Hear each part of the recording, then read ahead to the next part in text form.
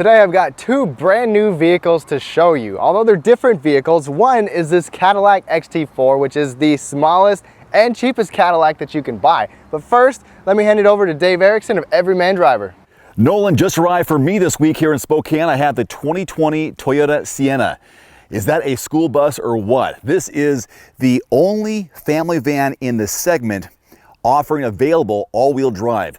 This is a huge vehicle, seating for 7 or 8. I have the 7-seat configurations because I have the captain's chairs in the middle.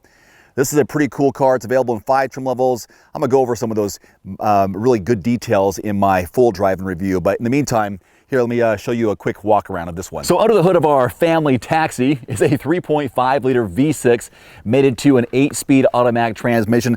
Looks like a small engine, but it packs quite the punch. We're looking at nearly 300 horsepower, 260 some odd pound-feet of torque. Now, fuel economy in the all-wheel drive that we have is around 20 and 22 with the front-wheel drive. As I've noticed so far, just in the last day of driving it, since I just got it, the all-wheel drive really grips the road well. I'll know more after my full week of driving. Anyways, nice little punch to it. We have a proximity key, so with the key in my pocket, I can put my hand in the door handle and it unlocks. Also, if you put your finger right here, or thumb, whatever, it'll lock it up. So kind of nice if you don't have to worry about going in and finding your keys if they're in your purse, your pocket, something like that. This is quite the wide door opening too, as I've noticed, makes it super comfortable to get in. You want to have that kind of comfort when you're driving a bus like this. Check it out. Let me show you what it looks like here when I start it up. First thing that stands out to me is the fact that this shift knob protrudes out. I prefer the little buttons here nowadays. Maybe I'm being spoiled with all the cars I'm driving, but I like the push buttons here versus this. Or if I'm going to have this, I want it down here, but it makes sense because you're in a family hauler. You need to have this extra space here for could be a purse, could be some drinks, something like that. So I guess it makes sense, but I prefer the little push buttons that you might see maybe on a Honda, for example. Anyways, push button start, that's always smart. This screen is okay. It doesn't have a lot of colors to it, unfortunately. I like how some of the Hyundais and Kias and Mazdas, they get real colorful with their screen, but nothing here for that. It is missing ventilated seat option, which surprises me as I kind of glaze over this right now for the first time, but it does have plenty of buttons which don't really distract me too much. Everything seems to be appropriate. I like the way it looks here, makes sense. Gives you a lot of space down here as well. If you had this over here, then you wouldn't be able to have all this extra space for a purse, drinks obviously right there. Pop this open, nice deep compartment. That makes sense. Otherwise, usual suspects on the steering wheel. Got the instrument cluster, got some color there. That looks okay. And we just got it, so it's just showing almost 22 miles per gallon in mixed driving. The steering wheel does adjust up and down and telescopically in and out. Up here, you can open the lift gate and also both the side doors, which I'll show you as well. Really nice because let's say the kids are in the car, they're all strapped in, and you want to close the door, but you want to get out, don't want to get out, you press these buttons and they open. In fact, I'll open both of them right now and we'll go back there and show you some of the back seat area with the cargo and the captain's chairs. So there it is, a very spacious back area. These seats do slide back, what I've noticed, and you can take them out, which I'm going to showcase in my full driving review when that's all said and done on my channel. But these seats do come out. Comfortable enough for me, as they should be for anybody, because they're going to be hauling a lot of people. There are 4 different latches available for car seats in the vehicle. Again, makes sense, right? And you'll see right there in the corner, which is actually right here as well, you can close the doors, as I'm going handheld here. Close the doors with a push of a button, so if the kids can't get to it, then you can do it by going up to that spot there, which I was kind of showing you earlier. But in the meantime, if they want to get out, you can press the button, the door slides out. You'll find 2 more USB ports right there, which is good. And we have a little extra bonus here. They've got a drop-down entertainment system. This is like 16 and some odd inches wide. This car even provides headphones, provided by Toyota, in the back. And I assume that these hooks are for the headphones, maybe? That doesn't really make sense. It doesn't really fit very well. Anyhow, so captain's chairs to allow someone to get all the way back, which I will do now in real time. Let's see where that other, they said 5 USB ports. So I got 2 right there. I got a couple, 1 right there. So they must be somewhere. I'm gonna keep on looking because they gotta be here somewhere. Oh, volume, maybe for the headphones, for the entertainment system. Anyhow, so here I am in the back with this seat up. Obviously, I'm gonna get plenty of room. This seat looks like it's all the way back for the most part. So, hey, this is gonna work for some bigger adults. This back seat looks like it's a 60-40 split. Here's the buttons you'll recognize for the latch. So you can hook your car seats in here. Families wanna know that. This right here. Oh. So that's what happens when you pull things and you haven't done it before. That's the beauty of doing these Just Arrived videos. I pull a strap there and the seat comes down and knocks my camera over. This is what it looks like. So I'm gonna give you a better demo in the back seat here. Let's go do that now because I'm embarrassing myself. Here on the key fob, you see the buttons for the side doors. I can actually close the left door. How cool is that? And then I'll hold this to open the liftgate. Very smart. Now here's something cool. You see this every once in a while in these bigger vans. They have this huge cargo area in here. So behind this back row, they say it's around 40 cubic feet of volume, and that extra cubic feet is based on this and here. But I know this, pull, I think it's, there you go. So that's one-handed. So moms and dads out there, you can fold these and collapse them pretty easily, even if you're holding a video camera. There we go. Now again, those seats come out, and I'll demo that in my review. And when those seats are out completely, they say 150 cubic feet of volume. Otherwise, I think it's 118, 120 behind those captain's chairs. So yeah, look how wide open that is. Nothing getting in the way right here.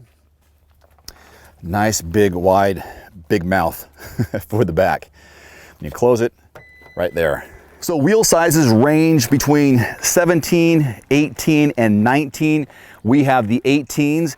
It's available in 5 trim levels as well. We have the top trim level, which is the limited in all-wheel drive.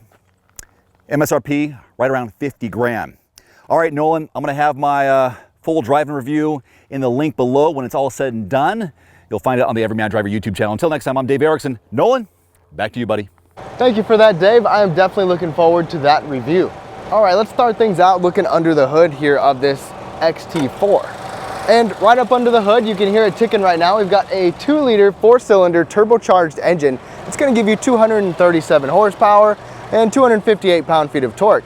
That is paired with a 9-speed automatic transmission, and it is pretty darn smooth. We'll go through a test drive, of course, and miles per gallon with this all-wheel drive model is gonna get 22 in the city and 29 on the highway. Holy cow, it is bright out, folks. It's September and it's still hot here in Texas, but let's go ahead and hop inside. So one cool thing that I'll show you in the review is that these actually light up, which is kind of cool at nighttime. Let's go ahead and hop inside. I've got it running because it's just hot out, and I just need the AC blowing when I get in here. I've got good headroom. I'm 5'9". I never have a headroom problem, like ever. These seats actually have a massaging function, which is pretty cool. It's not on every trim, but we have it on ours, heated and ventilated as well. So these seats definitely get an A+ in my category. When we flip things around, you can see the steering wheel. It's got some controls on there. The steering wheel is also heated, and it's a comfortable leather steering wheel as well. One thing that surprised me is the display up here. You've got a rather small display in the middle compared to some other luxury vehicles, but there's still seriously a whole bunch of information that you can see on here, like a ton of information. You can control what you actually see and don't see. The rest of the interior is pretty well done. You've got soft materials up here, soft materials on the armrests, even down here next to your legs, so that is appreciated. Not a huge fan of this screen. It is smaller than most in the luxury classes, but for this entry level, you can't complain too much. You've got a touch screen, or you can control it with this dial right here, which is interesting. And I'll kind of go through what the screen can do more in the review. You got a volume knob, which is good. You kind of use this as a seek or a control dial. This shifter is really funky. You got a button, and you literally just move it a notch or notch back, and push button for park. So that's interesting. Couple charging ports right up there. Little storage bin. My bottle fits in here, so that's always nice. And I really like this little spot right here. It's actually a pretty cool spot for your phone. Decent storage, not too bad at all. Overall, the interior in here is pretty nice. Let's go ahead and check out some more. Now, for whatever reason, I always enjoy checking out the cargo area in the back seat space. I'm just kind of a nerd about it because it's a big part of your life when you actually use them. But let's go ahead and hop inside. So first of all, good news is I have pretty good headroom. Well, not bad headroom. I've got enough, and someone maybe 6 foot can sit back here without their head actually touching. The best part about here though is that it actually has really good legroom for a vehicle this small. You've got to realize this vehicle is not very big. You've got a nice soft armrest still. This part on the upper door is actually soft, so you still get some luxury presence for your passengers. Decent bottle holder down here as well. And I can really feel this right now. I've got this AC pumping out of here.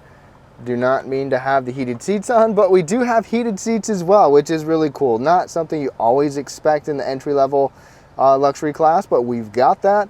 And you've got a couple charging ports, a Type-C USB as well. One thing though is that these seats don't scoot forward and backwards, and they don't actually recline.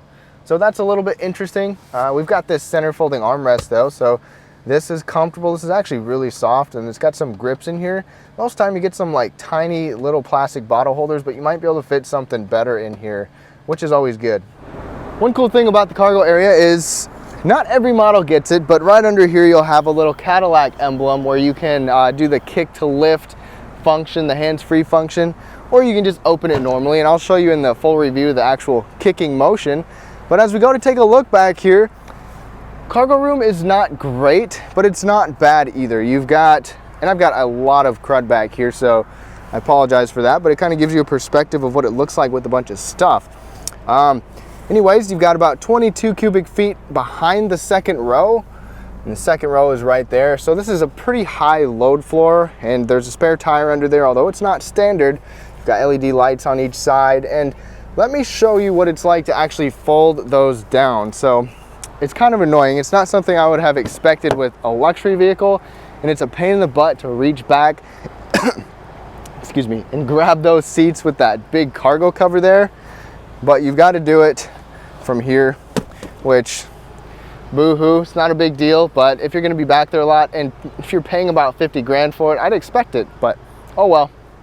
So in conclusion, with this Cadillac XT4, the body style is definitely something that I appreciate more than some of the older Cadillacs. It's a little more aggressive, a little more fun looking.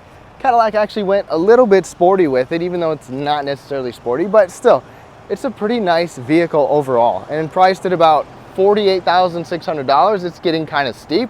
And there's some features that maybe it doesn't have that it probably could or should for that price, but be sure to check out the full detailed review in the description below. I'll have that coming out soon after this with a test drive, but thank you so much for watching, and we'll catch you next time.